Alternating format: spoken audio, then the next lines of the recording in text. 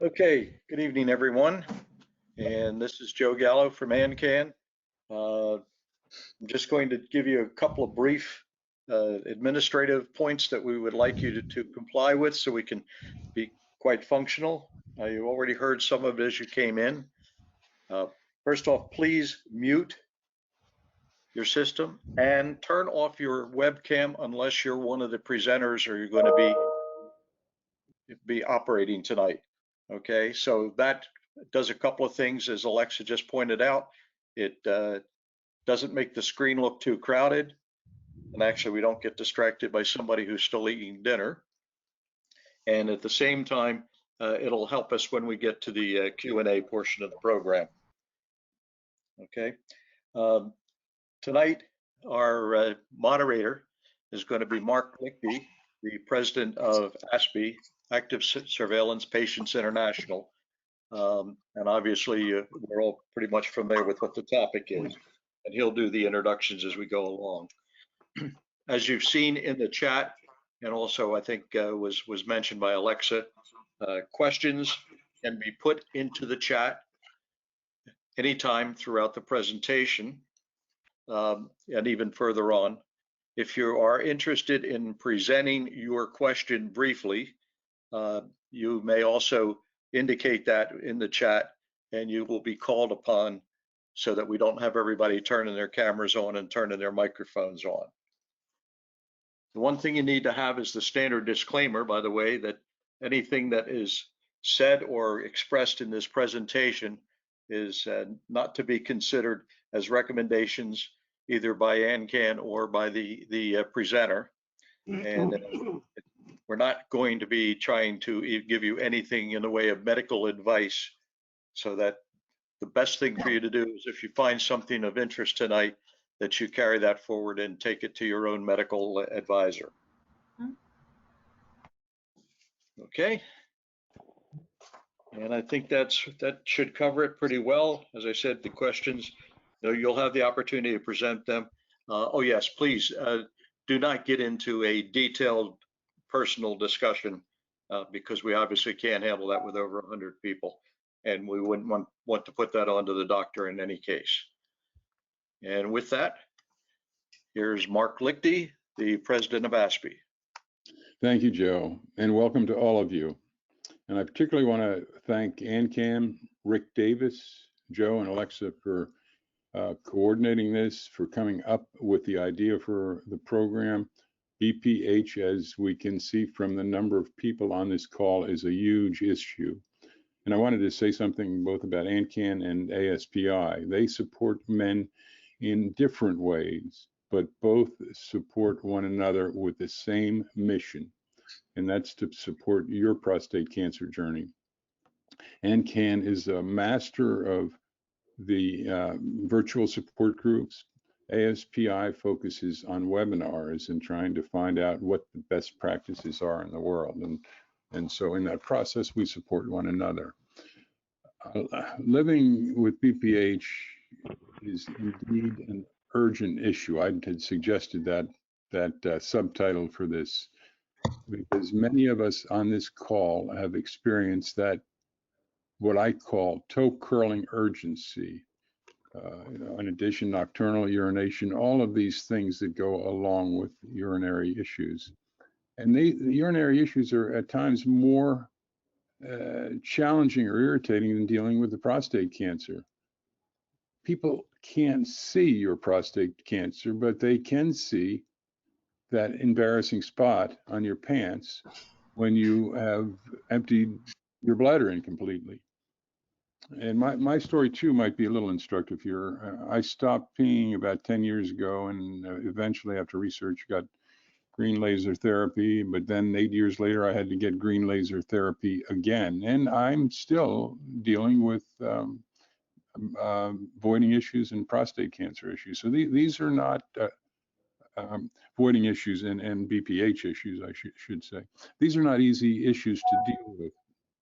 I did want to make one very important point here, that when I first started having to get up to go to the bathroom at night, I fell down a couple of times.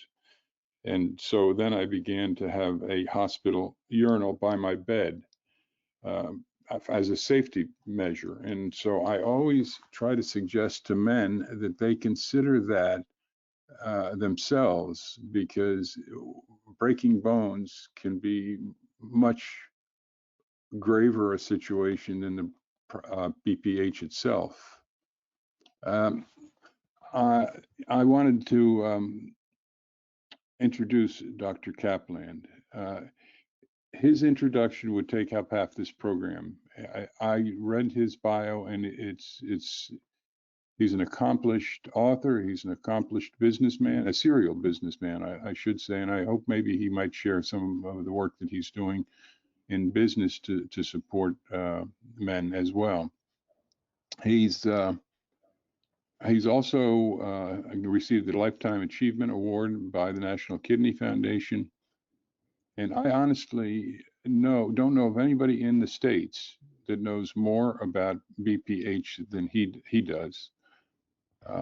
And I also am impressed with the dedication of Dr. Kaplan, because he's choosing to give his time freely here tonight. I did ask him earlier what he was most proud of, and this speaks to his humility. He said, "I'm most proud of my being married for 40 years, having 3 children and 5 grandchildren." And he went on to say that the legacy of all the fellows that he has taught and all the urologists that he has taught, that is what he's most proud of. So with that, I'd like to introduce Dr. Kaplan. Thank you, Mark, for the kind words, and it's a pleasure to talk to all of you and then entertain your questions. At the end of the day, I think many of us in the healthcare community forget that the end user is not the urologist or the physician, it's you.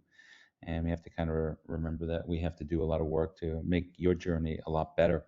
One of the things that I do now is I'm also the chair of the American Urologic Association research. So we're involved a lot with bringing a lot of new education and raising money to help discovery, and we'll talk about that. So when we do some of these treatments, we're unlike prostate cancer, which many times has to be treated within the hospital. We try to look at things that can be done in the office, and I'll share with you some of these technologies, which I suspect some of you have either had, know about, or have questions about. And then there's some advanced options that I'll share with you as well, something called aquablation, which we're doing a lot of it at Mount Sinai. We're actually one of the leading centers in the world doing that. So, but let's go back to what BPH actually is. And you heard some of the symptoms Mark had talked about, and they're very, very common. And frankly, a lot of the symptoms that men have, women have as well. And they don't have enlarged prostate. So part of it is not just prostate, it's also as we get older. So what I'm going to do now is kind of give an overview and specifically talk about BPH and then some treatment options. So what is the prostate? And for most of you, you probably have a good idea about it, but I'll assume that we'll try to bring it all to a level playing field. The prostate's a gland that sits around the urethra, and it grows to its normal adult size in a man in their early 20s and begins to grow again in the mid 40s. And just in terms of prostate size, a man around puberty, or well, boy, I should say around puberty, has about 3. It's going to have to mute themselves. It's about a 3 or 4 gram prostate. The average prostate size for men in their 50 at 50 is about 15 to 20 grams. So just in terms of, you can see that's average. And obviously men can have much larger prostates as well. So each condition can affect the prostate differently, and many of you are aware of the prostate cancer issue, but enlargement of the prostate, or PH, benign prostatic hyperplasia, can cause a lot of urinary symptoms. Prostatitis can cause a lot of urinating symptoms as well, but it's mostly a pelvic pain type of syndrome. So let's specifically talk now about BPH. So BPH is known also as an enlarged prostate, which is kind of very generic because as we get older, and every person on this phone call, every man on this phone call has an enlarged prostate compared to where they were at puberty, although there's different sizes. And a normal adult size is approximately 1.5 inches in diameter, just to give you kind of a ballpark. It can lead to what we term obstruction or narrowing of the channel. And the way I explain it to patients is the prostate's like a donut, and the urinary channel is like a hole in the donut. And as you get older, the donut gets bigger and the hole gets smaller. And the bladder is trying to push urine through that small opening, and that can relate to cause some of the symptoms that we'll talk about this evening. So remember, BPH is not prostate cancer. BPH does not cause prostate cancer. Okay. You can have symptoms similar to those of cancer, but you can have both. You can have an enlargement of the prostate and prostate cancer. So that's actually not uncommon. Prostate-specific antigen, a blood test that I suspect many of you have had, and probably multiple PSA levels, doesn't tell us the difference between or You want to distinguish. sit here so you Yeah, can. I think there's somebody who needs to mute themselves I again. said, do you want to sit here so you Yeah, just if whoever that can person hit is that? themselves, that would be great. So PSA levels do not distinguish BPH from prostate cancer, and both of them can cause elevated PSA levels. And in fact, as you well know, you can have a normal PSA or a low PSA and still have prostate cancer. So PSA gives us a guide, but it's hardly diagnostic. So as the prostate enlarges, pressure is put around the urethra, like I talked about that hole in the donut. As you can see right here, it kind of compresses the channel. But prostate size does not correlate with obstruction, and that's important to remember. There are patients who can have minimal enlargement who have a lot of urinating symptoms, and then there are men who can have a very large prostate who have minimal symptoms. So it's not how big it is, it's where it's big. It's kind of real estate, and depends where the real estate is around the urinary channel. So what are the symptoms? And the man coming out of the bathroom as we talk about BPH. There's a And meeting going on right now for the prostate. Whoever is helping us, please don't. This is on BPH. right. So let me kind of show you the slides that I had shown you before, or at least talked to before, and that we will focus on the prostate. That's a picture of the prostate, and I assume I'm advancing, so that's good. As long as you're seeing it, that's all we really care about.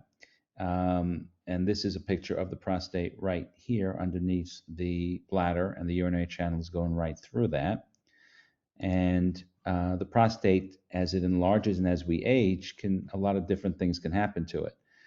It can enlarge, and that's called BPH, benign prostatic hyperplasia. There is prostatitis, which can cause pain and inflammation, and sometimes urinating symptoms as well, and prostate cancer, which we won't talk too much about tonight. So let's specifically talk about BPH. And as I said before, BPH is enlargement of the prostate, and it's benign, which means non-cancerous, hyperplasia, which means more cells or growth of cells, and prostatic obviously relates to the prostate. And if it enlarges, it can pinch off the urinary channel, and that can cause urinating symptoms, and many of which we'll talk about this evening. So, as I said again, and here you can see it on a slide, BPH is not prostate cancer. BPH doesn't cause prostate cancer. Prostate cancer doesn't cause BPH, and they often coexist. In fact, most men with prostate cancer have some degree of BPH as well, and they often coexist. A PSA, or that blood test, which many of you have had, does not distinguish BPH from prostate cancer, and both BPH and prostate cancer can cause elevated PSA levels, and that's because of various factors, but prostate cancer causes more elevation of PSA per cell than BPH does. So as we look at a normal versus an enlarged prostate, and on your left side, that prostate is showing a relatively open channel, and this is normal prostate growth, and the enlargement almost looks like nodules or growths.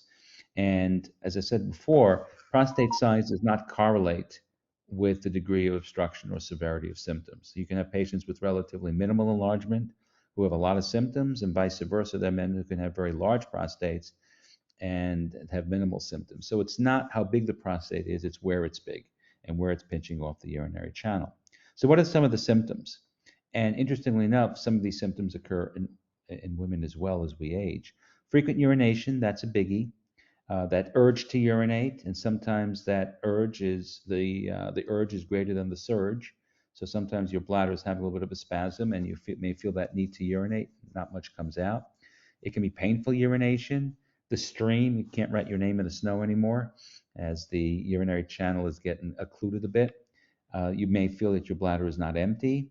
You may have trouble starting. That's called hesitancy. And sometimes you can't urinate at all, and that's called urinary retention.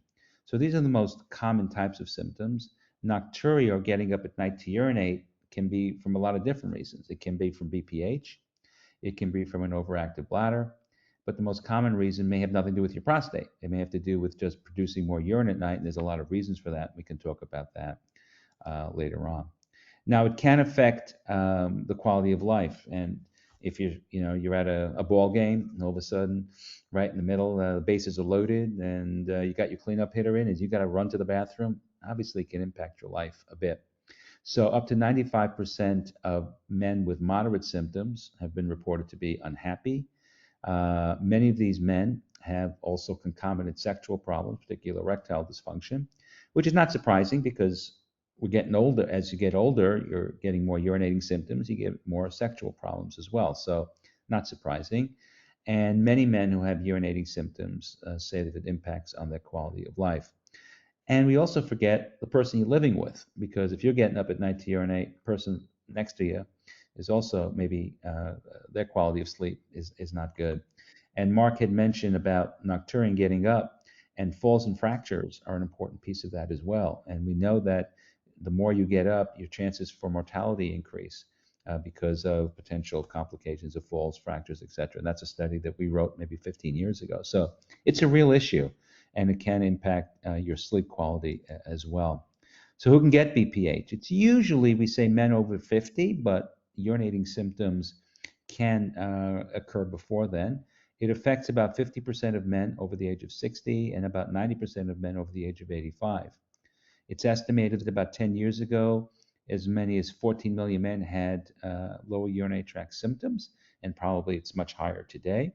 And there's also other factors such as obesity, central obesity in particular, lack of exercise, diabetes, and medications can also affect this. So there's a lot of things that can affect urination that it may not be just related to your prostate, but it's certainly that can be one of the major culprits. So how do we make that diagnosis? Well, the first thing we do is listen to you. So we listen to your symptoms and the type of symptoms that you have. And there are different types of indices: the American Urologic Index score, the International Prostate Symptom Score. The IPSS is the most common one that we use. This is basically this one plus a question on bother. And then we examine you, a digital rectal exam. You can't diagnose BPH with your finger.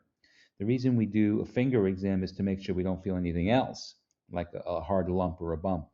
And it gives us a general idea of whether your prostate is small, medium, or enlarged.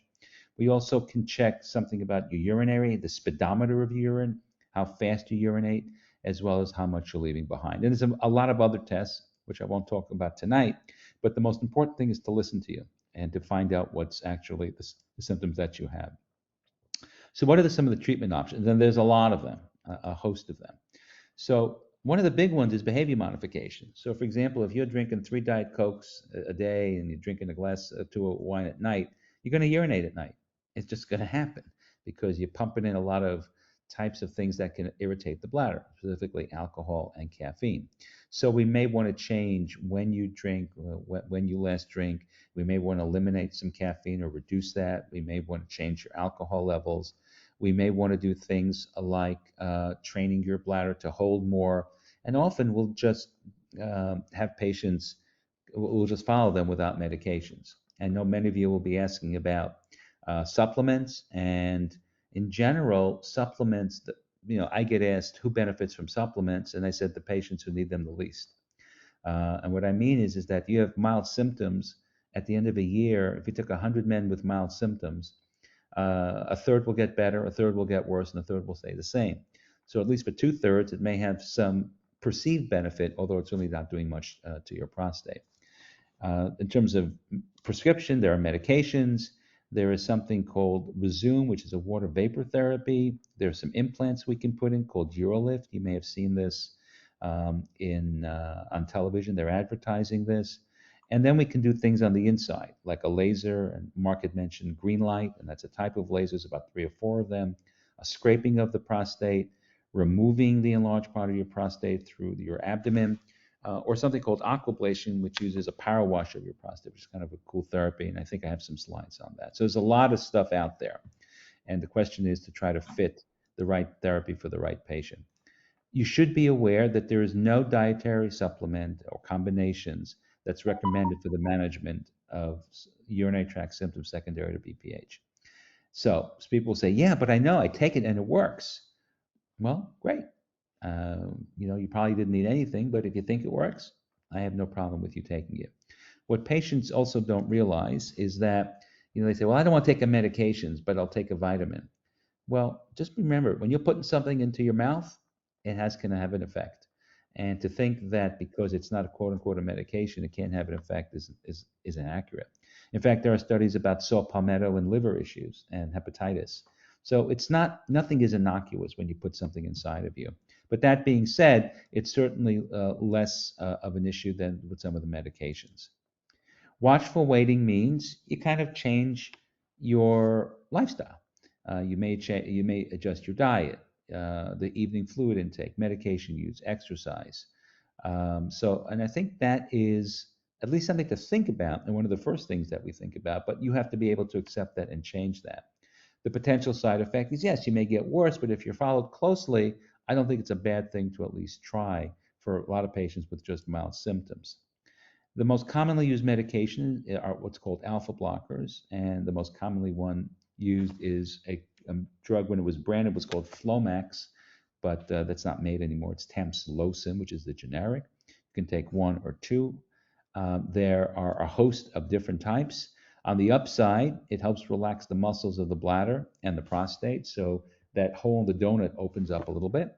But there are potential side effects, including some potential changes in blood pressure, fatigue. Some people have nasal congestion, and some people can have retrograde ejaculation or less ejaculate when you have an orgasm. But they're reversible once you stop the medication.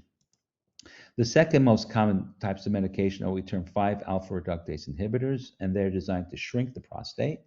And the most common ones used to be branded as Proscar and Avodart, and they're now known as finasteride or dutasteride.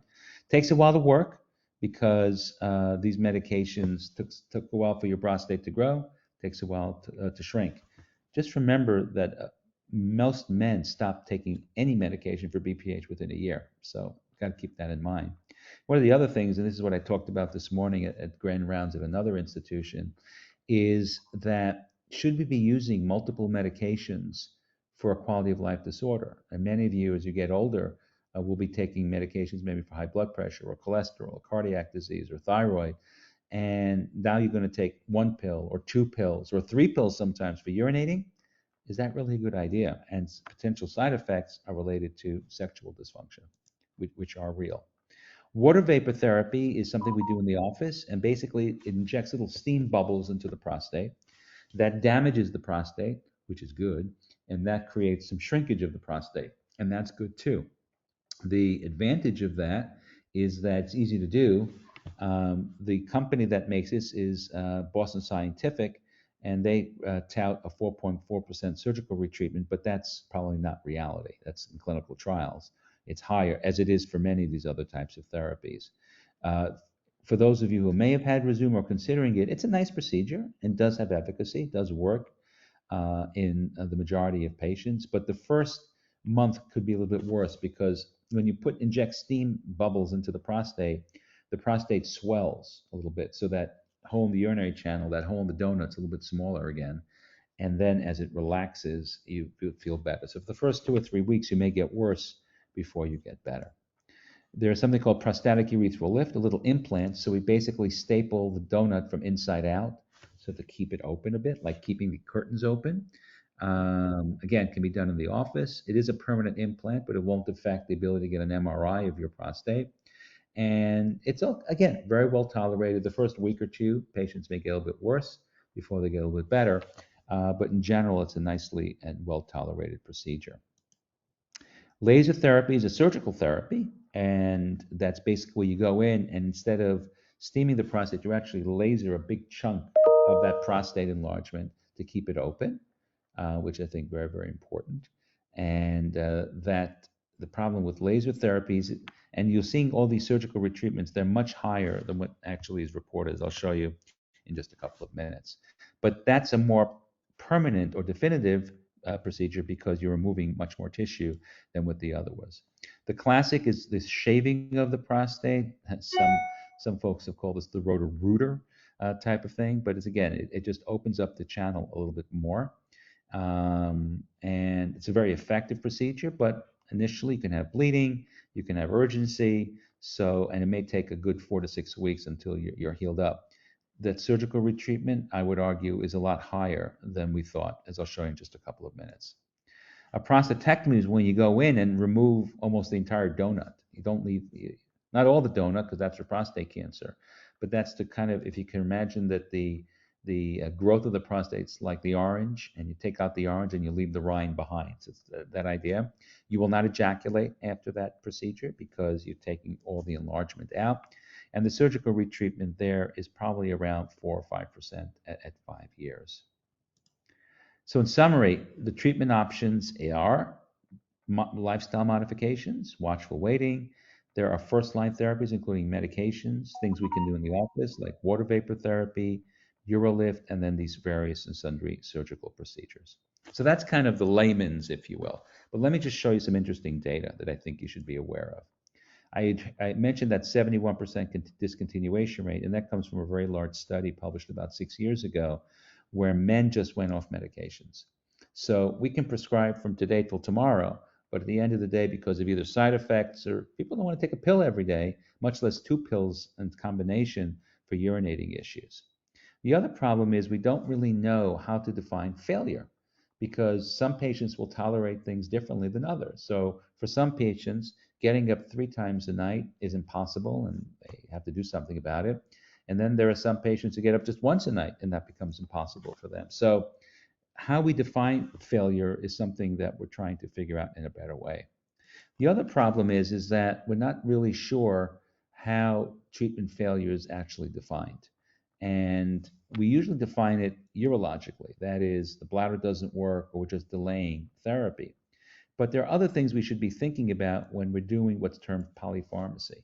And many of you, I bet you, on this telephone call are taking more than 1 pill. I bet you many of you are taking more than 2, and maybe 3, and maybe 5, and maybe 6.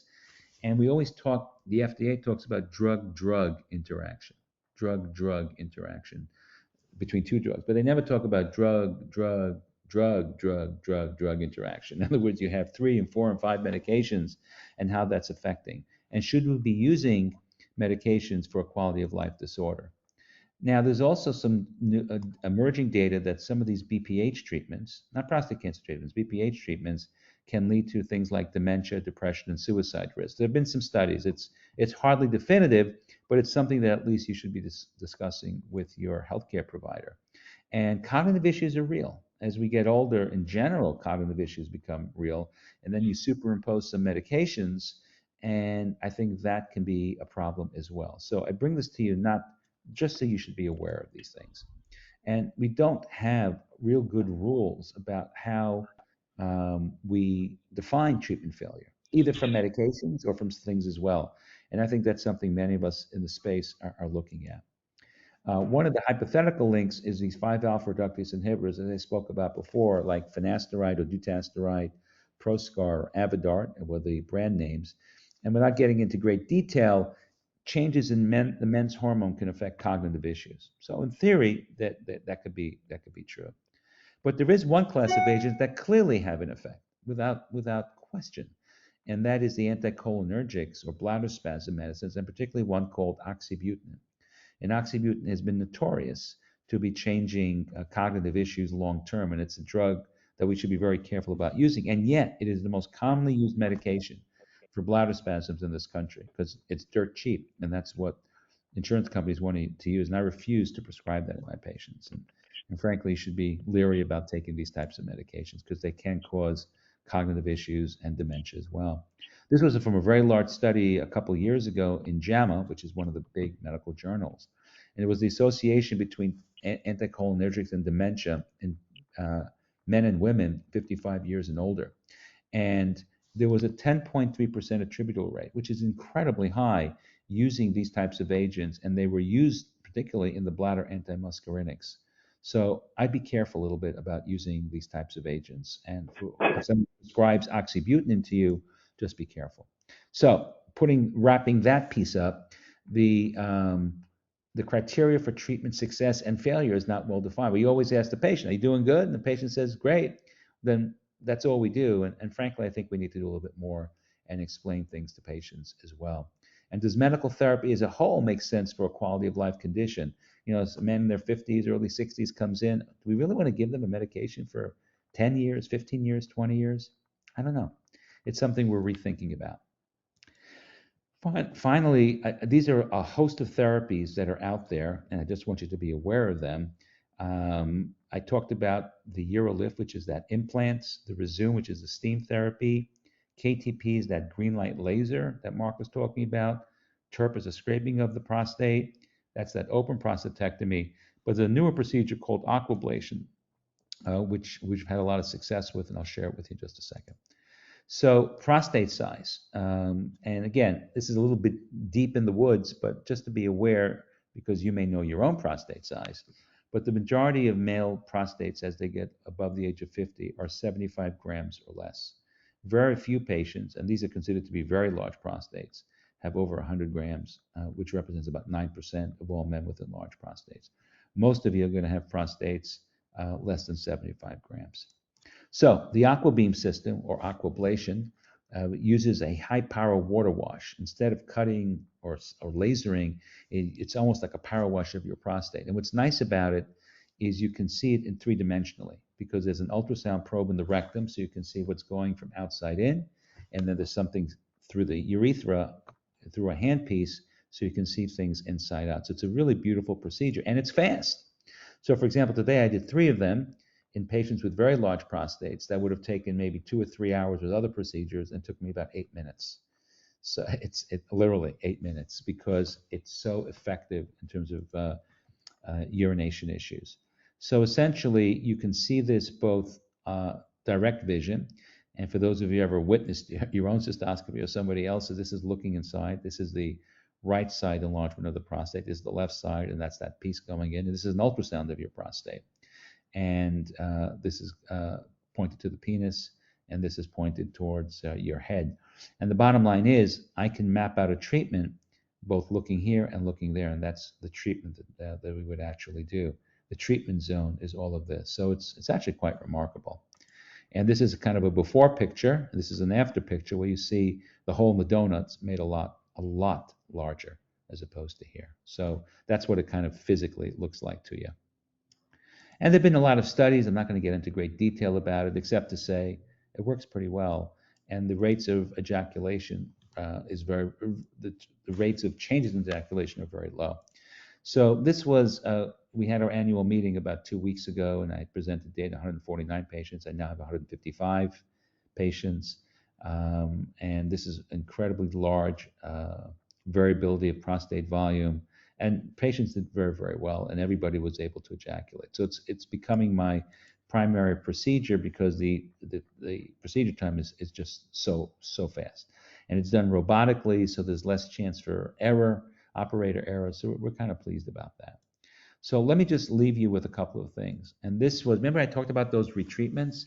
Well, those were based on clinical studies that were funded by the manufacturer of those instruments. This is real life data. This is data that I presented earlier this year. This was about 50,000 men who had, this is Medicare claims. It's 20,000 scrapings of the prostate, 10,000 green lights. This was the stapling device, or those implants, and the Resume. And these are the amount of men in the first year who required something else done because they either bled or they needed another catheter. And that's a pretty high number, even for what's called the historical standard, the TURP, or the scraping of the prostate. But even worse is this, and this is the amount of men who needed another treatment for BPH just in the first year. And remember when I showed you that 4.4% for the steam therapy in 5 years? Well, it was 7.2% in the real world in the first year. So we're learning that these things not always as effective. And men may say, look, if I have to do it every 5 years, I'd rather do that and take a pill every day or 2 pills every day. And that's okay. But nothing's perfect. And I think that's a take-home message. There's potentially, you need to be retreated for some of these things. And it's kind of, there's these minimally invasive medical therapies may not be a one-stop shop for everybody. And I just want you to be aware, you should be questioning some of that information that you get, because you're hearing the best of the best data. You should be hearing reality and what we call real world data. And I think that will help you make better decisions. So putting this all together, in general, most of these procedures in the right hands are good. So I would always advise you to ask how many the person, your urologist or whoever is taking care of you, or prescriber, has done or has seen. I think that helps. And how we define treatment failure, I think, remains to be determined, because we've always focused on urologic issues and bladder issues, but there are other issues as well in terms of medications, like just dementia, depression, and in some cases, suicide risk. So I would say it's evolving, all this data, and be wary, be questioning, and that's okay. I think science, nothing, there's no such a thing, despite politicians telling you, of the word settled science. People who use the word settled science don't know what the hell they're talking about. There is no settled science. We're learning all the time, and thank God we are, because by learning, we hopefully do things better. And I think that's the point. So I'll leave you with a couple of quotes, and this was from Dean Ornish about truth and how things that we thought were dumb today turn out to be reality in later years, and back and forth. And I think, and I've heard this from different sources, that you should live your life the way you want something written on your tombstone, is the way you lived your life. And don't wait till you die and put it on the tombstone. Live it. And for me, and I've had a lot of different successes in my life, both in the business world and personal world and in urology. This is me, and that is, I hate, reject most conventional wisdom. I'm very much a contrarian, and I'm always asking questions, and I don't always ask the right questions, and I don't always get the answer, but I'm always asking. And with that, I would hope you do the same. So finally, if you're a Twitter person, this is my Twitter handle at @MaleHealthDoc, and you can certainly reach out to me and follow me. I've had 92,000 tweets, so in between writing and I guess eating and sleeping, I do tweet a bit and hopefully give you some good information. So again, thank you very much for the kind invite. And I know it's a lot of information I gave you, but I wanted to give you kind of an overreach, an override, an overview, questioning a lot of things. And I hope I left you with a lot more questions than when you started, because that means I did a good job. And that's what I want. I want you to be always thinking about things and questioning things as well. So let me just close this up and save, and let me see if we can go from there. So any questions, and again, thank you for your time.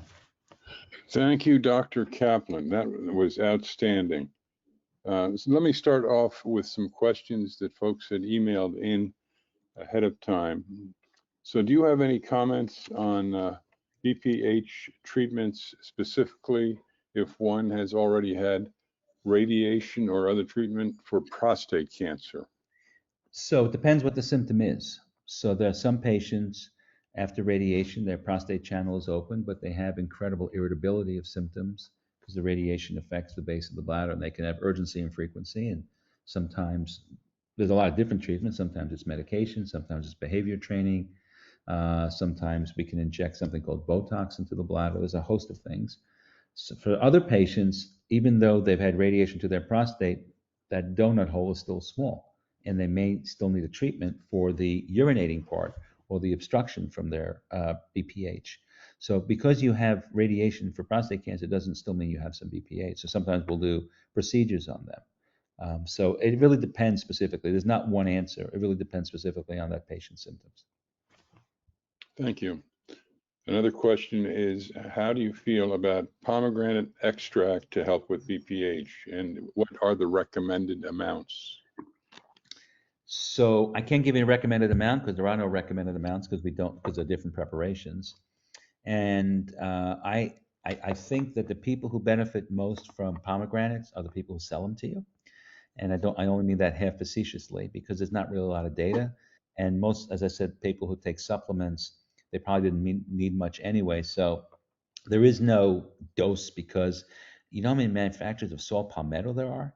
There are hundreds and hundreds of around the world who make their own preparations. So that's not one-stop shop. And I think that's another mistake folks make. People think that all saw palmetto is the same. All pomegranates are the same. They're not. And therefore, it's very hard to make recommendations. And there's no data to suggest that long-term compared to placebo, there's any beneficial effect. Now, that doesn't mean that people don't perceive they're better. And from my perspective, if you take them and you think you're better, God bless you, take them. But we can't make really strong recommendations to advise it. Well, yes, and what was interesting to me in your talk was that I think you referenced a study that indicated that with saw palmetto, there may actually be a possibility of liver damage. Did I hear that correctly? There's some liver side effects. And if you look it up, a lot of these agents can have side effects, but we don't talk about side effects. Why? Because you don't need FDA. They're not FDA regulated. They're not regulated by anything. So that's a bit of a problem. And you're putting it into your mouth and thinking, well, it's not a medication, it's safe. No, that's not necessarily true. So we don't know enough. What we do know is that, and this was a study that many of you, through your hard-earned dollars and taxes, paid for from the NIH. I was one of the investigators, called the CAMUS trial, CAMUS, demonstrated clearly that there was no beneficial effect of saw palmetto versus placebo. This gentleman asks, he's seeking help in understanding the use of dutasteride, and with regard to that, is the PSA density score still useful when you're using dutasteride? So let's unpackage that a little bit. There's a lot in there. So the class of agents called 5-alpha reductase inhibitors shrink the prostate, and it reduces PSA by about 50%. So usually in patients with benign disease, it won't shrink it as much in men with prostate cancer. It's actually one of the ways we can tell if it doesn't shrink as much that you may be thinking about prostate cancer. So, for example, let's say you started with a 50-gram prostate and your PSA starts at 4. In general, at the end of a year, your PSA will drop about 50%, so your PSA will go down to 2, and your prostate will shrink about 20%, so your prostate will go to about 40 grams. That's in general. So PSA density, which the questioner just asked, is essentially it's a fraction of your PSA versus your prostate size. So your PSA density won't be exactly the same because your PSA goes down by 50% and your volume goes down by 40%. So, you know, you're altering the numbers a little bit. So, but you can monitor people, and that's what you do. And I would also say that I have found that a PSA, what's called a nadir PSA, NADIR. So, in other words, you see the PSA drop. So let's go back to that man who had a PSA of 4 and he had a prostate size of 50 grams. He goes on dutasteride and his PSA goes to 2. So his prostate may go 2, and all of a sudden 2.5, 3, 3.2. That's someone I'm worried about because he's breaking through the dutasteride. On the other hand, you know, you can have that fluctuating PSA like the stock market. That's usually somebody not with prostate cancer. That's usually somebody with inflammation of their prostate. So I find that men on these 5-alpha reductase inhibitors like dutasteride and finasteride, it's easier to follow them for prostate cancer. And we published a study of like that in almost 400 men. So I hope that answers the question. It's a lot of pieces to that question. Well, that's interesting. So it's easier to track the prostate cancer if they're having that dutasteride. Or finasteride, correct. Or either one of those. Okay. Right.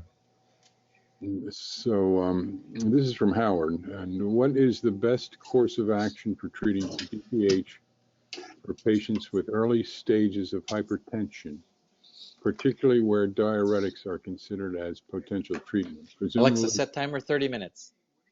Presumably diuretics would aggravate typical BPH systems. Not yet, 178 now. You should be muted. 190. It does this. It goes. Mute yourself, please. And then pops up. I guess we got a director talking there. Right. Presumably diuretics would aggravate typical BPH symptoms. It could, and it's not one versus the other. So We can do both. And I don't treat hypertension, so I manage the urinating symptoms of BPH. So when you give an alpha blocker on top of an antihypertensive agent, you have to let the patient know that you're now taking 2 antihypertensive. It's not an approved agent, but alpha blockers, some of the older blockers are approved drugs for BPH, like Hytrin or terazosin, doxazosin, prazosin. Prazosin is still used a lot in the VA. So you may be taking more than one medication. But in general, regardless, the most common medications that are used initially are alpha blockers.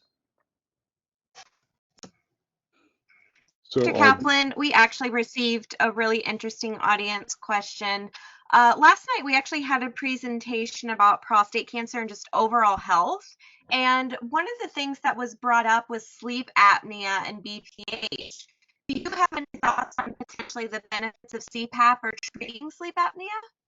Yeah, that's a great question. And apropos, because I think, Mark, you had talked about getting up at night to urinate. The most common reason why men and women get up at night to urinate is something called nocturnal polyuria, which in English means you're making a lot of urine at night.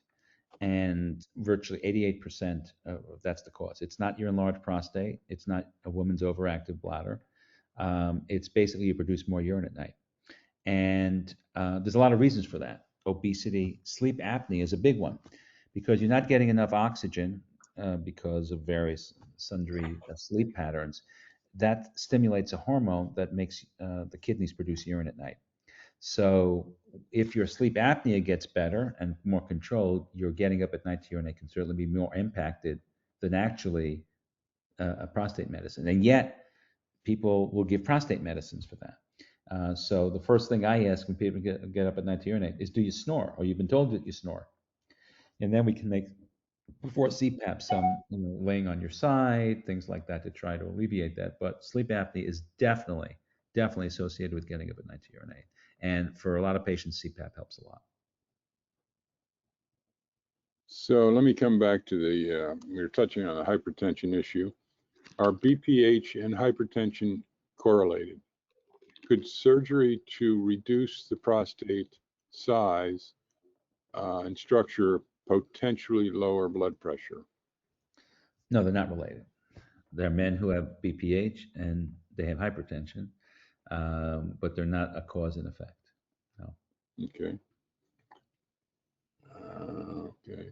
You know, I was curious. You didn't touch much on the prostate artery embolism. Is that something that's in your toolbox or not? So the folks who do prostate arterial embolization, I'm not probably their favorite person. One of the many hats I wear, I write editorials every month in the most common and most important journal, American Journal of Urology, and I read editorials every month. And I'm not a big fan of prostate arterial embolization, but so let me the caveat. So what is prostate arterial embolization? It's basically interventional radiologists will inject coils into blood vessels that then go to the prostate with the idea of shrinking the prostate and reducing symptoms. And that sounds all good, but here's where the rubber doesn't meet the road. The amount that the prostate shrinks is about 20%.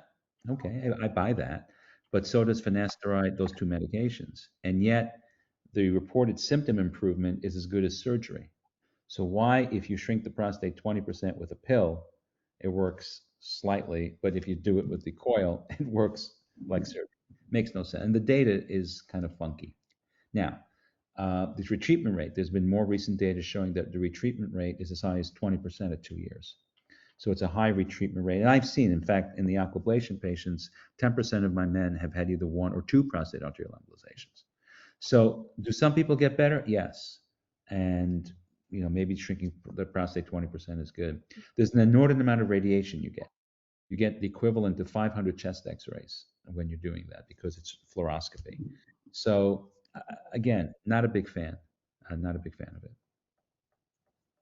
So I have a rather vicious thunderstorm going on here. So in case you lose me, some other moderator can take over, but I'm okay right now as far as I know. Okay, stay safe. So how can you reduce prostate inflammation? How you, well, it depends what's the cause of prostate inflammation. There's a lot of aspects to that, frankly. So sometimes shrinking the prostate can help prostate inflammation. Sometimes it's anti-inflammatories can shrink the inflammation. Sometimes changing your diet. So for example, for a lot of patients, there are certain foods that kind of stimulate things, such as processed food, processed cheeses. I mean, I'm just throwing a lot of that. So a high inflammatory diet, you know, that can affect things as well. So it's not a take this, your inflammation goes away. You just have to be aware that there's certain things that can exacerbate it. I was interested in coming back to the sleep issue and the CPAP machine. So if some folks on the call here are not wanting to go to the length of getting a CPAP machine, would you think maybe some kind of a sleep study to see if that would affect the urination? Would that be Well, appropriate? the sleep study won't affect your urination. The sleep study will demonstrate if you have sleep apnea, which could affect your urination. The other thing is, and I get it, because CPAP for some people it's claustrophobic and it's hard to keep on their face, and I get that. Another thing, and some folks may not be happy I say this, obesity can affect it. So central obesity is associated with sleep apnea as well, that central gut. So losing weight, losing a couple inches off your waist, that can also help some of that sleep apnea.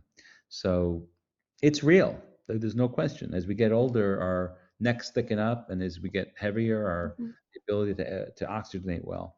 So, what we do has consequences. What we put into our mouth has consequences. What we eat has consequences. Lack of diet has consequences.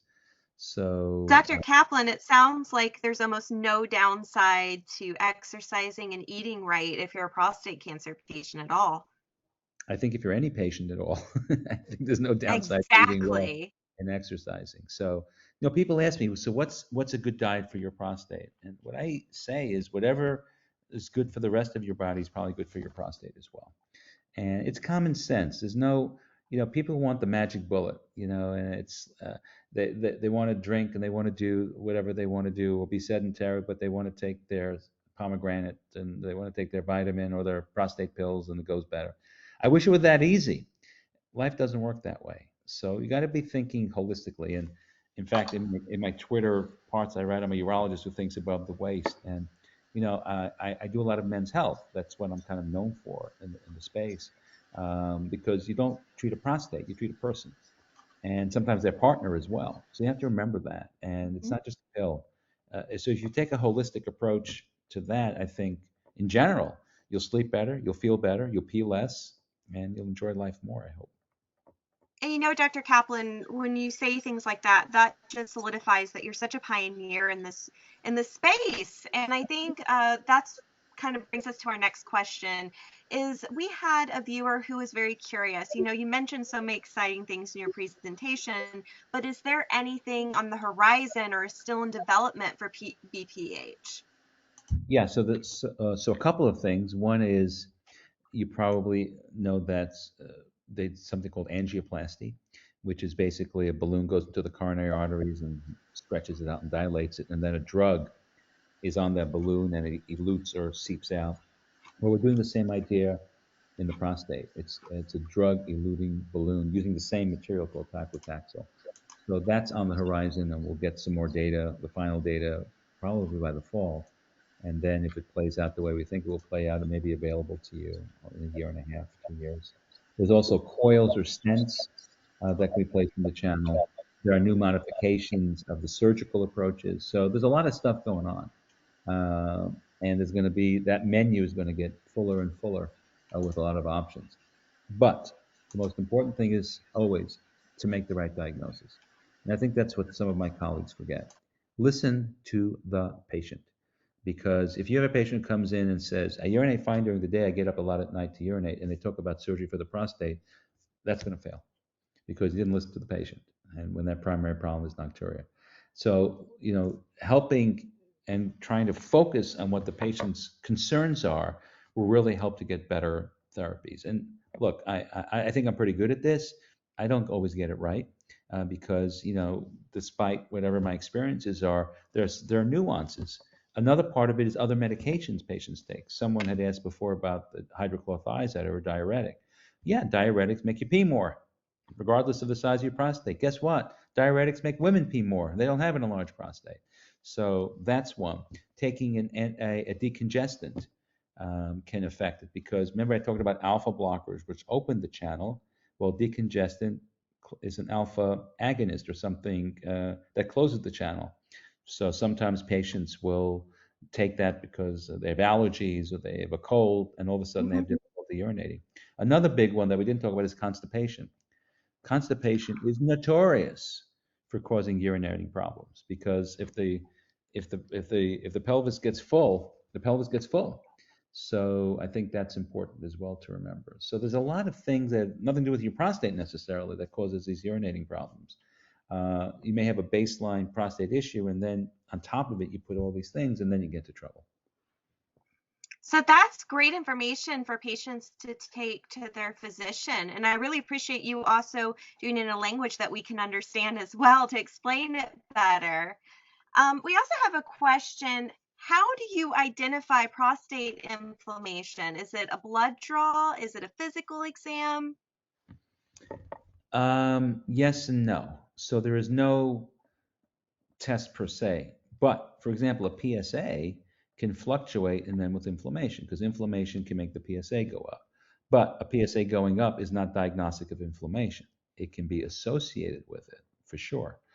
And you got to listen, because usually inflammation and pain go together, not so much urinating issues. Although that's not a hard and fast rule, but usually patients with inflammation, it's kind of a pain syndrome. You know, they sit and they have discomfort. And that can cause inflammation. Sometimes when we strain to urinate, it can cause inflammation. So it depends on the whole picture. It's not a simple answer, frankly. So Alexa and Joe, Definitely. I see a couple of people want to raise their hand and ask questions. Are you ready to deal with that? Or Absolutely. Yeah, why don't we go ahead and do that? I saw Joe, you're in control of allowing these people to come in, correct? Any Alexa or I can do that. And what the folks that have been putting them into the chat, when we call on them, they can actually then turn on their cam and turn on their microphone at that time, and then obviously turn it off afterwards so that we have enough room. Okay, so let's go in that direction and let the folks ask their questions directly, just to switch it up a little bit. Okay, well, let me grab one to just get it started. It's actually one of the more recent guys, so excuse the guys that are a little bit earlier on. We'll get you. Bill Harris, you have a question?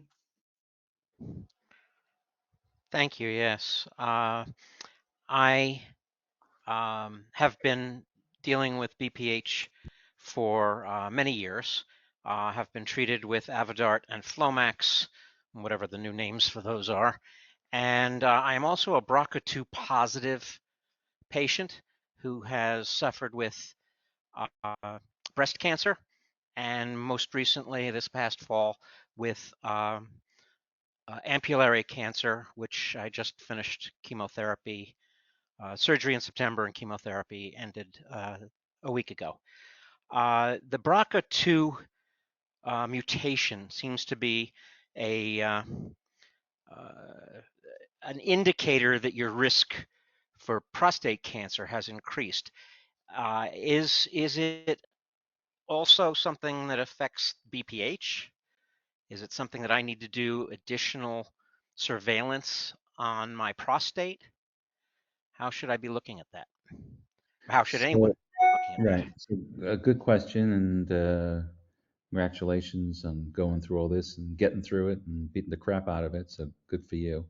But no, that gene is not associated with BPH. Prostate cancer, as you said, yes. So there's no special things you need to do. If you have urinating issues, deal with that. But you're no more or less likely to develop urinating symptoms from an enlarged prostate because of that. One other point too, because I get asked this a bit, your prostate really stops growing at about 65, 66. So your prostate doesn't keep growing endlessly. The effects can be endless because your bladder's still churning against that narrowing urinary channel. But prostate stopped growing at about your 60s, mid to late 60s. Thank you. Sure. Want to pick one, And Alexa? then we have an audience question from Randy. Hi, thank you for calling on me.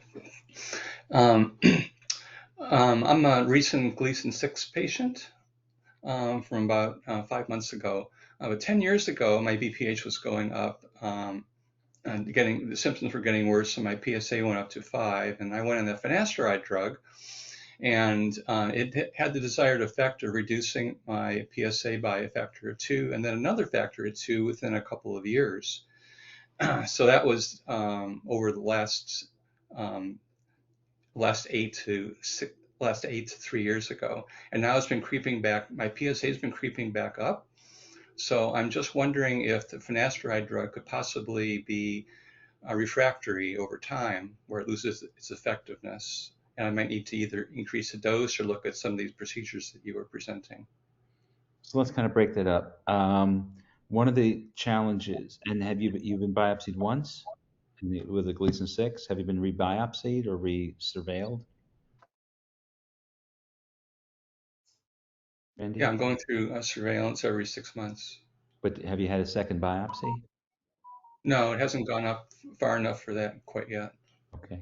Because one of the things, sometimes when you break through on finasteride, and one other point we didn't talk about is generics, because generics just don't work as effectively as branded, but and sometimes a different generic can make your PSA fluctuate, because if it's not suppressing it enough, so that's a whole different discussion. But if your PSA is really on a trajectory upwards, then you may need to be rebiopsied, because that's one of the indicators that it may be a prostate cancer that's percolating. If it's more of an up and down PSA, then I'm not as concerned about it. But if it's steadily rising on your PSA, they may want to repeat the MRI and see if something is cooking, because that's one of the signs for us that that the prostate cancer may be getting a little bit more aggressive. And I don't want to be telling you that because I don't know your PSA patterns, but at least speak to the urologist if the PSA is an upward or an up and down. Do you know if it's up and down? It's been going gradually upward. Yeah, so you may. And the finasteride's not refractory as far as you know. Correct. No, it doesn't work that way. It's refractory if something else is going on besides BPH. Yeah. Right. So Okay. you may want to speak to your urologist, and you can say you spoke with me. That may be something to think about, to just looking at again, and another MRI would, I think, not an unreasonable thing to do on you. I think that's what we're planning on doing. So thank you for that confirmation. Yeah, that's the right thing. Hey, I've noticed we still have quite a few in there, so excuse me for cutting off there a little bit. And I'm going to say, David, I know you, David Keller, I know you real well. You've got several in the hopper. Can you pick one, please? Well, before we go to David, I just wanted to remind folks, Randy, hello. I'm glad, I'm sorry to see you dealing with what you're dealing with, but to all the audience here, we want to steer away from specific medical advice and towards more generalized questions. So go ahead, David. Okay. Got a helicopter in the background now. You may not be able to hear it. The Aqua beam, I'm very interested in that. It sounds like the least invasive and the gentlest, because water sounds gentle, but what kind of size reduction percentage can you expect? What kind of stream enhancement can you expect?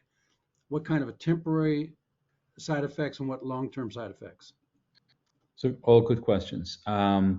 The prostate size reduction, so as we started to look at our own data, is anywhere from about 30 to 50% reduction in prostate size. The flow rate improvement is like surgery. So I can give you a number, but it won't mean anything to you. It's just like other surgeries. The short-term, most common short-term side effect can be bleeding. Because of the initial data from the clinical trials had more than a 10% transfusion rate. Now it's less than 0.5% because of modifications that have been made. And like anytime you touch the prostate and do things to it, you may get worse before you get better. So for the first 2 or 3 weeks, you may have more urgency or frequency. There's 5-year data on patients who have been followed, and the data is good, but again, the same problem that we don't get in clinical trials. In my hands, we have had really terrific success. I'm very careful who I do it in. I don't do it in anybody and everybody, but we've had probably over 95% of patients who have been very happy with the procedure so far. So we've been doing it over the last year and a half. We've done about 155 of them. So it's not for everybody, because if the prostate's not that much enlarged, you don't need to do all of that stuff. Because, you know, for me, the challenge is I don't have ADD, I have STUPID. And I have a very low tolerance for hanging out and doing long procedures for more than half an hour, 50 minutes. So if I can do a scraping of the prostate in 20 minutes, I'll do a scraping. It's just easier and whatever. But if it's going to take me longer than that, then I'll go to the aquablation. And it's worked pretty well. It's kind of that's a very generic way of answering the question. Thank you No, I for that. appreciate it. That was very helpful. I appreciate it. Thank you. Sure. There's a question here from Stephen. Is there any danger in not treating BPH? So in theory, yes, as you move further on, your risk for urinary retention, infection, and your bladder muscle getting too weak that even therapies help can happen. That all being said, it depends how big your prostate is. It depends what your baseline is. So if you have a very, very big prostate and you're retaining a lot of urine and you don't treat it, you're going to get into trouble. If you have a relatively small degree of enlargement with minimal symptoms, you know, you can putter along for a while. So it's not, there's no absolute, because the gamut and the spectra of men with BPH is enormous. And so there's not one stop shop for everybody. So for some patients, they really probably need to intervene, and for some patients, they don't. So what does that all mean? Go get a consultation. You have urinating symptoms, go, you know, and all of you are doing all of that, but ask the questions. And for most people, you don't have to do anything. But, you know, you're not going to find out if you're staying at home and not doing much about it. So empower yourself. Knowledge is power. Get it. And thank you. And if I could just add to that, one of the dangers, as in my own case, is that you just stop urinating. And hopefully it's not on a weekend that you stop urinating. Holiday weekend. A holiday weekend. Fortunately, in my case, I stopped urinating, and it wasn't a holiday weekend. So I got catheterized, and I studied what I wanted to do for the next month wearing a catheter. So yes, that is a danger. Yes. Yeah, we had a young lady also has a question in here, so get the chance for the ladies to pop in. And how about Celine? Can you hear me? Yep. Yes. Okay. My husband had the PSA all the way up to 67. So how high is the highest PSA that is allowed? I know it's usually 0 to 4 for my reading.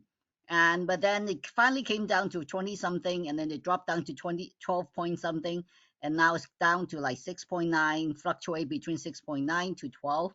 And but then he had one biopsy. He doesn't want to go through that again, and he doesn't know pain, and urination is 3 times out of the whole week. So is there something I need to be concerned? Well, again, without knowing more about your husband and examining his prostate, I can't specifically say. And the 0 to 4 is also a little bit inaccurate. If you take all men, all comers with PSAs, it's 0 to 4, but it depends what age you are. I think almost a third of men have prostate cancer with PSAs of less than 4. So less than 4 doesn't keep you out of the woods necessarily. And on the contrary, having a high PSA doesn't mean you have cancer, although statistically you're more likely. The highest PSA I ever saw was 3,000. And that was a man That's what I heard at a conference. I was surprised, 0 to 4, and then 67 seems to be many times higher, but 3,000, that's interesting. But that was a patient with an infection and I see. inflammation. And once they got antibiotics, their PSA went to 1 eventually. So there's a gamut. To me, it's the change in PSA. Again, it's like the stock market. You don't make a diagnosis based on a single number, just like you wouldn't buy a stock on a single number. It's the changes. So PSAs that fluctuate are less worrisome to me than PSAs that are steadily climbing. As a general rule, obviously there are different reasons and things like that. But I presume your husband is being managed and being looked at. 67 is high, but it may have nothing to do with anything else than just inflammation or infection.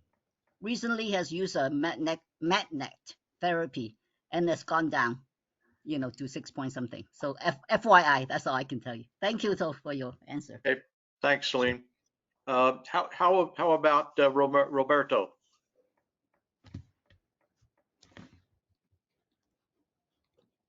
Roberto, are you there?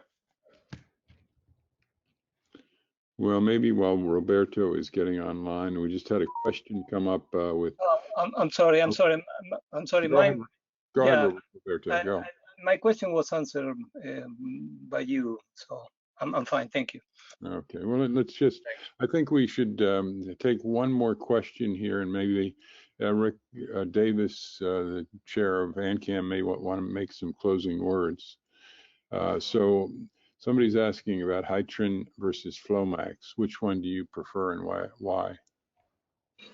So Hytrin is a drug called terazosin, and that was one of the first earlier agents that were used, and it's actually a drug that's used for hypertension. And Flomax or tamsulosin is more of a later one. In general, we like the tamsulosin because it doesn't have as much as a blood pressure effect, and it's also a single dose. Terazosin or Hytrin has multiple doses. It's 1 milligram, 2 milligrams, 5 milligrams, and 10 milligrams. So you got to titrate. It's just easier to manage with tamsulosin, which is why, even though terazosin or Hytrin and Cardura or doxazosin were before tamsulosin or Flomax became the overwhelmingly top alpha blockers because it was just easy to prescribe and easier for patients to take.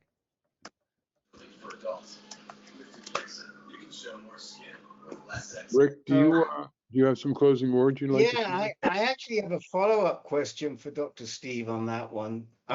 Steve, I've been around this game a long time, unfortunately, and one of the things that we've seen is men who have shortness of breath and they've been on tamsulosin, and the docs oftentimes don't mention it. And they say, well, did you ever take Flomax? And they say, oh yeah, we take Flomax. And we say, well, it's noted as a side effect. Any comments on that? I don't see much shortness of breath. Nasal congestion is not uncommon. So if nasal congestion leads to shortness of breath, I get that. It's not a pulmonary effect. It's nasal congestion. And that's not uncommon at all. In fact, Flomax has about 6 to 7% of men have that. Okay. Well, I want to thank a whole bunch of people here for their attendance and their patience tonight. First of all, Dr. Kaplan, because it was a fine presentation. You took a lot of questions, and hopefully that satisfies the audience. I want to thank the audience for being patient with us at the beginning. We did run a practice. Some people were asking in the chat, did we run it? We did. Everything went fine, but sometimes it just happens on the night. I myself had difficulty getting on to go to a meeting tonight. So this stuff happens. But at the end of the day, I really hope that you've learned a lot. I feel very fortunate that a couple of years ago, I found myself in the same room as Dr. Kaplan when I was lobbying and advocating for AUA. I will say he had a beard at that time, and he looked a lot older than he does now. So I think you did a great job shaving that beard off, Dr. Kaplan. There you go. I'm hoping that we can do this again, because it's clear that BPH is a topic that interests a lot of people, and it rarely gets discussed. Dr. Kaplan, how often do you address patients about BPH? Is it frequent, infrequent? Oh, with a lot of frequency and urgency. But I mean, with webinars and seminars like this, obviously not in your practice. I'm talking about. Do you make presentations like this quite often, or is this unusual? Quite often, but I speak to a lot of different groups. And today, this is the third group I've spoken to on various in between doing 3 aquablations. So, oh my goodness! I think one of my roles in the position that I'm chairman of urologic research is to educate. So I think it's just important to the more information, the more right information people get. You know, the problem is, as you know, the most famous doctor in the United States is Dr. Google. And unfortunately, Dr. Google makes a whole bunch of mistakes and people don't know where to look and they go off the beaten track. So yeah, no, we agree with that. We try to advise people against Dr. Google, but thank you so much. We had over 120 people listening to you tonight. Great. So Actually, we get up to 126, Rick. 126. Right. Thank you very much. And if any of you want to, we do refer people over to Dr. Kaplan. I will tell you that you'll find him at Mount Sinai in New York. And I don't think you can do much better if you've got issues, benign prostate issues, and particularly BPH. So Dr. Prostate, thank you very, very much. At Mental Health Doc, if you tweet, you can follow me there too. So thank you very much. And it was fun. And I think you guys do a great job in advocating and continue to do your good work. So have a good evening and stay safe. Thank you. Thank you, Thanks. Dr. Kaplan.